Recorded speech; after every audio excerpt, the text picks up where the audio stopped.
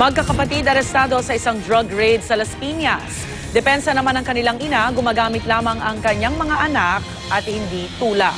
Narito ang report ni Rida Reyes.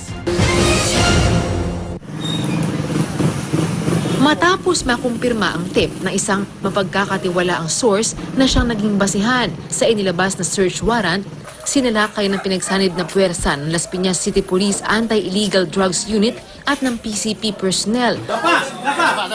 Ang bahay na ito sa Green Valley Compound, Gatchalen Subdivision sa Las Piñas.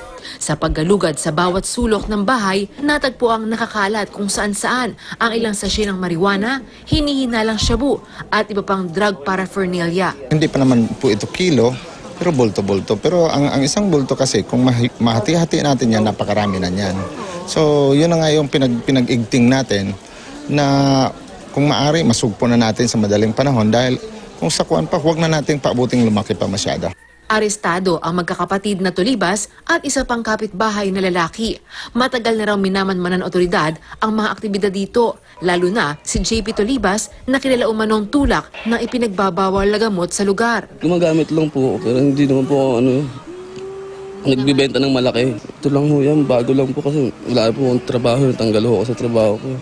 Sinong mga hinahatiran mo, sir? Mga pumupunta lang din dito. Todo tanggi naman ang kanyang mga kapatid. Ang alam ko lang, gumagamit lang. Hindi ko na alam ng bibinta ba. Ang alam ko lang na gumagamit lang siya.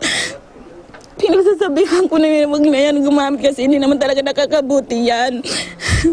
Hindi lang naman siya nakikinig.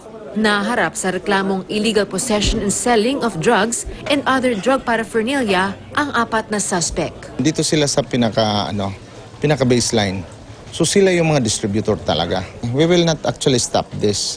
So pagkagaling dito, titingnan natin kung saan nanggagaling ito at yun naman ang isusunod natin. Para sa unang balita, Rida Reyes, reporting.